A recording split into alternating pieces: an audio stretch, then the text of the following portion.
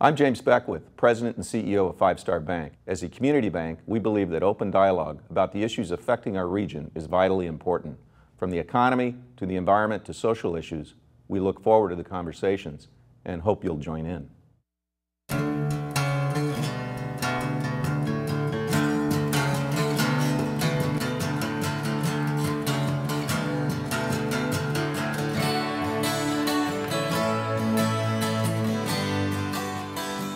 Studies show that children growing up without fathers are more likely to live in poverty, drop out of school, use drugs, or even end up in prison. Despite all this, only recently has the importance of fathers and their role in the success or failure of our children received much attention. Joining us today is Rick Jennings, former NFL star and a member of the Super Bowl XI championship Oakland Raiders. He left a successful post-NFL career as a business executive and has made breaking the cycle of fatherless families his mission. As the CEO for the Center on Fathers and Families, Rick knows what's wrong, what works, and what's at stake.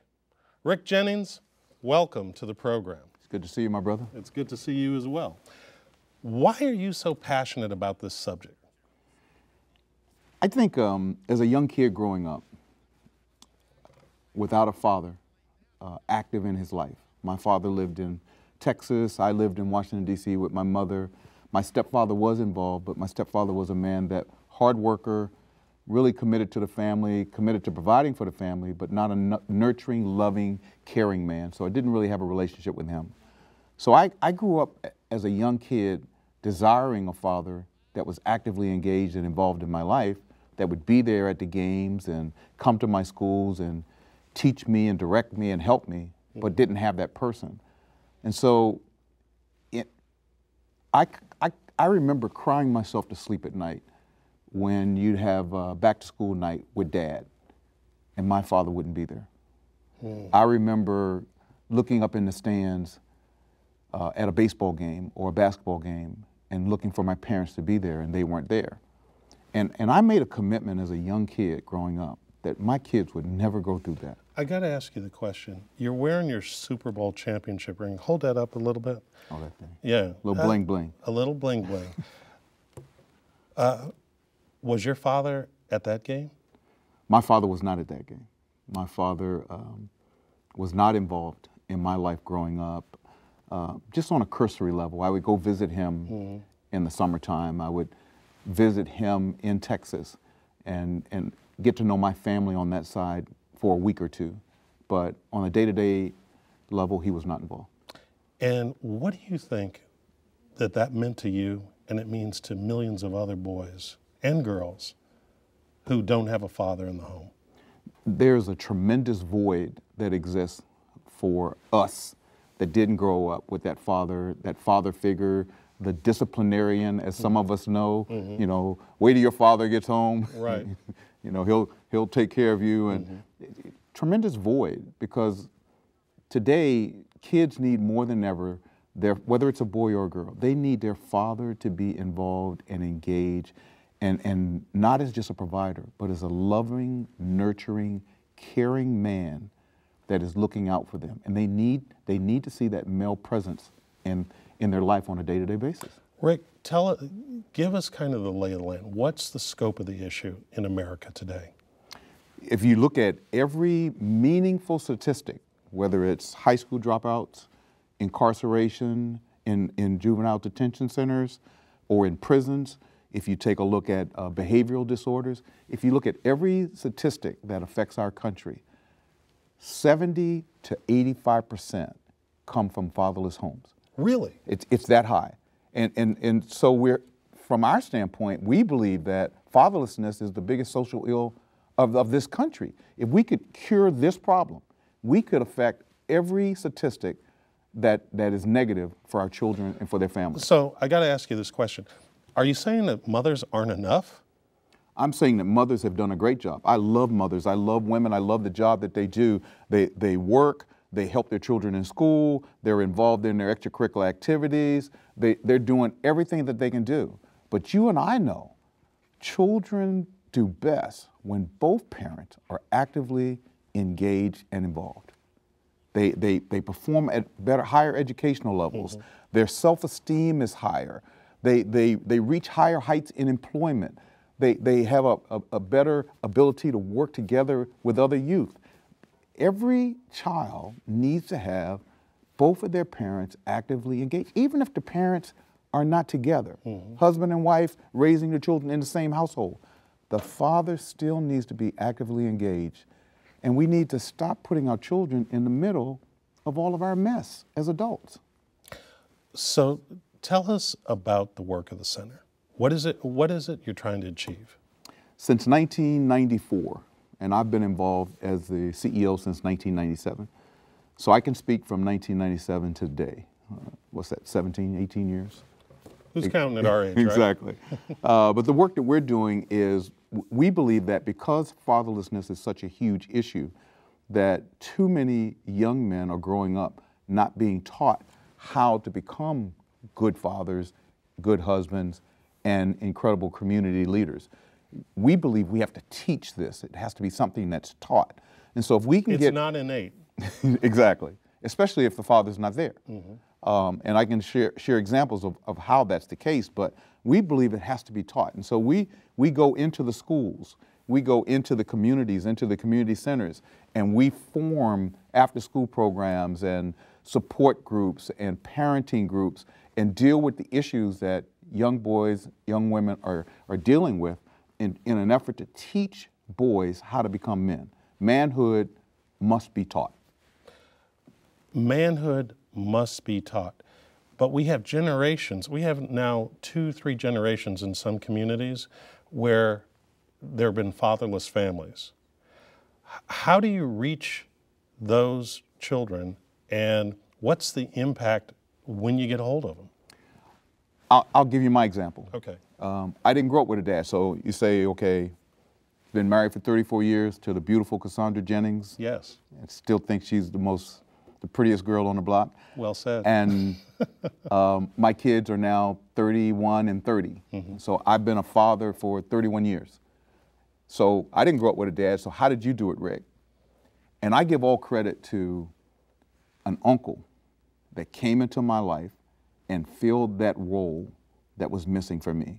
So Uncle Tommy never missed a practice, never missed a game, made sure that I was in every single class and that I did my best on my report card. Uncle Tommy was there for me, and he became my father figure. So to answer your question, somebody has to do it.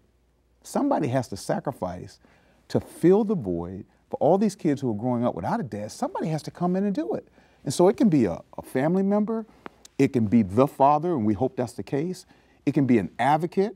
I mean, you have big brothers and big sisters. Sure. They do an incredible job of finding a role model that can help fill the void for these kids. We've been talking a bit about boys. Tell me about the impact of the absence of fathers on little girls. Well, I'll give you a story, because my daughter did this one to me, and I'm an active father. So my daughter comes to me, she's probably 8, 9 years old, and she comes up to me and she says, Dad, I know TJ is your favorite child, but I'm not mad at you. And she walks away. And so I said, that's not true. But in her eyes, it was true. And so I got to figure this thing out. I go to my wife and I said, this is what happened. You got to help me.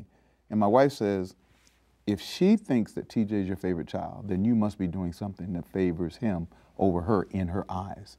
I had to examine myself and look at myself and say, what are you doing that you need to be a better father to your daughter? I think as a man, I knew innately how to be a father to my son, but I had no clue how to be a father to a daughter.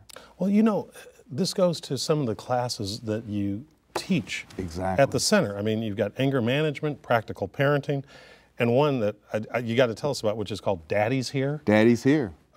So what made these the focus? These were the focus because there are men who are yearning to be a part of their children's lives, and they don't know how, or they're not allowed to, or they're trying to get back in the race in order to be a part. And so they come to the classes. Sometimes they're court ordered. Sometimes it's just a man saying, I want to be a part of my child's life, and I just don't know how. Can you help me? Can you teach me? And so they come to these classes, and a young man by the name of Terry Moore, who runs most of these classes. Terry Moore was a perfect example of a young man who divorced from his wife, and his child, he fought for the right to have equal visitation to his daughter. Is that unusual?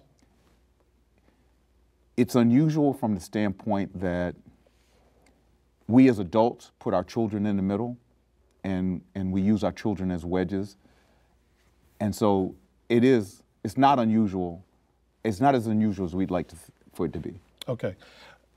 Because there are, you know, if you look at popular culture, the norm seems to be now young women having children out of wedlock. There's no permanent tie between the mother and the father. And increasingly, there are many observers who question, you know, where is society going and what's the impact of these sort of, you know, non-intact parental units? Where is our society going? So if we know today that 71% of our high school dropouts come from fatherless families, 63% of suicides, fatherless families, and 85% of behavioral disorders. If we know that today and we continue to increase the number of mothers who have children out of wedlock, do you think the statistics are going to stay the same, or are they going to increase? They're going to increase. Absolutely. They're going to increase, and that's what's going to happen. That's the impact if we continue on this trend.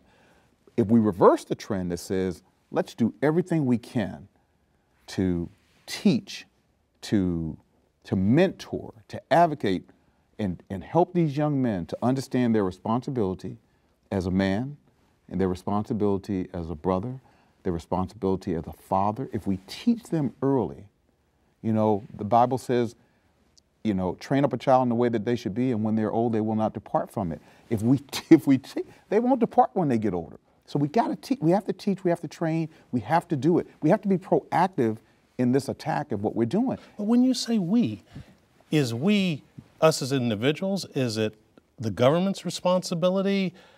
How does that happen? I think it's every single person's responsibility. I think if you want to put the government into it, I'll put the government into it. I'm not one that says government shouldn't have a role in it. Schools should have a role in it. I mean, relatives should have. Every single entity, churches, huge role in it. Every single entity has a role in helping us to right a wrong if we expect change in the future. If we want to see less of what we're seeing today and more families working together, more men committed to raising their children, more men involved in their communities and making their communities better. All of us have to do this collectively. And so I do say we, because my expectation is that everybody get involved in this. Well, okay, everybody gets involved in this, and let's say that there is a role for everyone and you can actually engage. Another former professional athlete, Greg Vaughn, was on the show a couple of weeks ago, and he volunteer coaches baseball. And one of the things he was remarking on was how parents seem to kind of have lost their moorings because they will allow their children, for instance, that should be serving a detention to go play baseball. And he's like, hey, time out. That's not how it works. Education and behavior first, baseball second. And so I know that you're focused on fatherless families, but just as from a broader societal condition, is there something that's broke? I think what's broke is that too many parents believe in their mind that their child's going to grow up as an incredible athlete, and that's going to be their ticket to success, or an entertainer, or something that's going to be huge, and they're going to make it in that way. What they don't understand, and this is what we teach in the classes of practical parenting and Daddy's Here and Taming Your Temper and all those different classes, what we teach is that more than likely, most children will end up just like all of us. Good, hardworking people who are committed to their families. They're not going to make it. Even I, who did make it, played for such a short time. Some people say it's like a cup of coffee. You had your cup of coffee and then you were out of there. So, but I did get a chance to play. But what's more important than the playing was what happened after the days of playing were over. We've got to get more parents to understand that their children have to be committed to their education first, athletics and entertainment second, and everything else falls after that. I guess what I'm trying to get at, Rick, is this, while the problem is obviously far more serious in fatherless families, but are we as American parents, have we kind of slipped a couple of notches down in terms of making sure that we are delivering the same sort of life lessons and learnings that our generation and generations before received? I think without question, we have slipped in society. And a lot of it has to do with our value of working. Work is more important than raising our families. It goes to where your family fits on your scale of priorities. And I've always believed in my mind that our family has to be the second most important thing after our faith. And so if that's the second most important, that means employment and community involvement and everything else is after family. But we have to dedicate the majority of our time to our family to inspect what we expect from our children. So did you get that term? Inspect what we expect. That's where the for-profit sector business executive comes out, right? Exactly. So what is most hopeful for you today in terms of some of the interactions you're having with these young men and young people in general and the fathers that come to see you? What's sort of the trends that you're seeing? Young man comes to me and he says, he comes to me because he's in anger management, elementary school kid, third grader. And he comes to me in anger management. So I meet with him every week and he's angry. And so we finally develop a relationship after 2 or 3 weeks. And he says to me, he says, "Can I tell you something?" I said, "What?" He says, "Can I tell you why I'm angry?" I said, "Oh, please do." He says, "Every time I dribble a basketball, I double dribble and they call it on me and it upsets me." Okay. So I said to him, I said, "So if I teach you how to dribble a basketball without double dribbling, you won't get angry anymore?" He said, "Oh, can you do that?" I said, "Every time you come to this class, instead of us sitting here in the classroom, we'll go out and we'll learn how to dribble the basketball, shoot the basketball, anything else you want to learn. We'll teach you how to do that." Young man went from a kid who was sent to me once a week for anger management to being voted the top student in his 4th grade class. Wow. All because we spent time dealing with an issue that his father should have been there for, but wasn't. But somebody stepped in and helped him to learn how to dribble a basketball, to deal with an issue that he was having a problem with. That's the impact that we can have if we get involved, if we take time to really look at the situation with our children and with our families and understand what the problem is, and then put a solution in place to solve it. That's the impact we can have. We're seeing that impact with all of our families. We're seeing men get back involved with their families. We're seeing their self-esteem grow, them getting back into the workforce. Then they're having the ability to go coach a team like Greg Vaughn and spread that impact to other kids or take on another mentor for their families, in their families. We're seeing men be able to spread themselves. Even men who come to our classes now are going into schools to teach the classes that they once took. Really? Tell me, let's talk about the other side of the equation. When a father or a child goes through your programs, what's the impact on the relationship with the mother? What changes typically does she notice? She notices a man that has dealt with whatever issue brought him to the table. Could be anger, could be domestic violence, could be lack of parenting skills. She notices a change in his knowledge, in his interaction with the children and with her. She notices a man that further understands his role as a father and as a husband. She notices a man that is committed and is willing to learn in order to be an important part of the family unit. Committed. There is a notion that many feel that these fatherless families have fathers or biological units that produce these children who not only don't want to have any involvement with their kids, but never did. They're just around, you know, planting babies, but have no interest in children. And is that not necessarily the case? Because it does seem in some communities, more so than others, there is almost a psyche or culture as to there is no responsibility to being a father. There's a sort of street cred pride in producing a child, but there is no repercussion for not being involved in that child's life. I'm not going to sit here and tell you that that doesn't exist. Okay. Because it does. But I will tell you that that's not the norm. It's not. It's not the norm.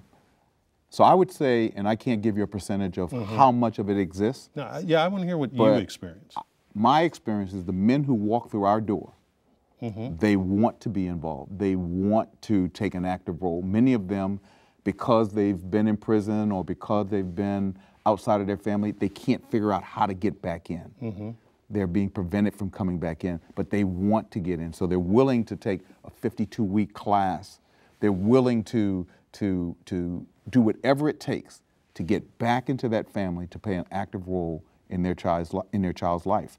And we're teaching them how important it is that they do that so that their child doesn't end up being one of these statistics that we spoke of earlier. All right.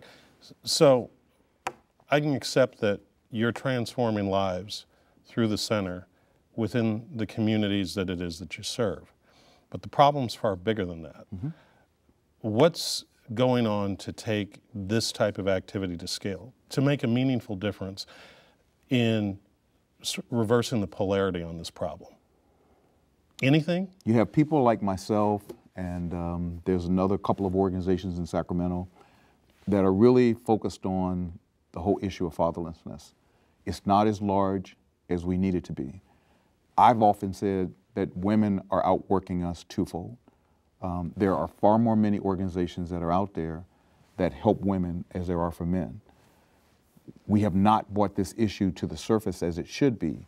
So what I'm doing is I'm building a model that can be replicated in Sacramento, that can be replicated in the state of California, and that I hope will be replicated throughout the world.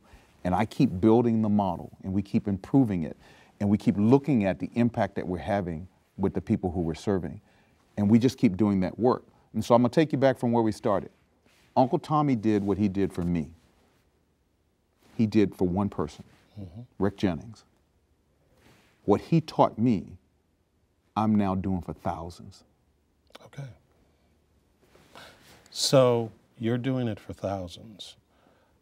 How do you put together, though, the fuel to make sure that there's 1,000 Rick Jennings? How does that happen? How do you take that part to scale? The men that we're teaching, they will carry on this work. The men that we're teaching, that understand what we're teaching them, they will start taking this work out to the schools, to the community centers, to the sports teams, everywhere that they go. They'll continue to take this work out. They may not build a Center for Fathers and Families resource center, but in their own little venue, in their neighborhood, in their community, they will have the impact that the Center for Fathers and Families has. Take us back to when you first started and some of the young men that you dealt with back when when you first joined the center, and follow them through. Give us a story of somebody that was touched in the beginning and where the involvement with this effort and this work and this mission has taken them. Nate Houston came to us when he was 12 years old, and his father was involved, and then his father dies, and now I'm the new dad for him. He calls me Pop, and I'm involved. Nate Houston now works for the Center for Fathers and Families and is affecting 125 kids every day as a site coordinator at an elementary school in Sacramento. Nate Houston. Kariga Bailey came to us as one of 7 children, 7 boys, 1 girl. Single parent, mom and grandmother raising everybody. Wanted to be a basketball star. We told him he wasn't going to make it and he needed to focus on his education. Undergraduate degree in Hampton, graduate degree from Hampton, now a dean at one of the schools in Washington, D.C. A dean? A dean. will become one of the next great superintendents, and he wants to come right back here to Sacramento in order to do that role, to make a difference here where he started. Those are just two of the examples of young men who came to us when they were 12 years old, back in 1994, and now today are making a difference in their spectrum of where they work. All right. So for all the fathers that are watching this show, in our closing moments, give us, based on your experience and all of the people, young men and men that you've touched, and young women, give us 2 or 3 rules of the road so that we can all be better fathers, or mothers who support fathers. Whatever I bring into this world, I have to be committed to for the rest of my life. And I'll be able to see the greatness of what I've done with my children when they have their children, because I have to inspect what I expect. And so as my children are getting ready to get married, my biological children, one got married in April, the other gets married in June. And now I get to see whether or not we did the complete job of raising them properly by how they raised their kids. And if we didn't, I get to continue to teach. So one rule is be responsible for the children that you bring into this world all the way to the end. The second rule, we have to go outside of our families, our immediate families. And because of the scope of the problem that we have with fatherlessness in this country, we now have to go outside of our immediate family, and we have to take responsibility for our neighborhood, for our community, for the whole Sacramento region. 15 seconds, Rick. We've got to do that. We've got to go beyond our immediate family to take on more.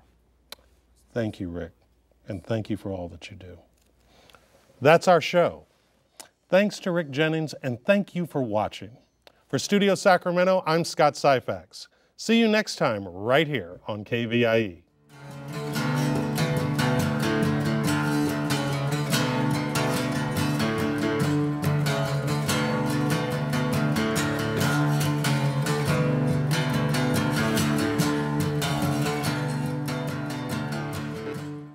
I'm James Beckwith, President and CEO of Five Star Bank. As a community bank, we believe that open dialogue about the issues affecting our region is vitally important.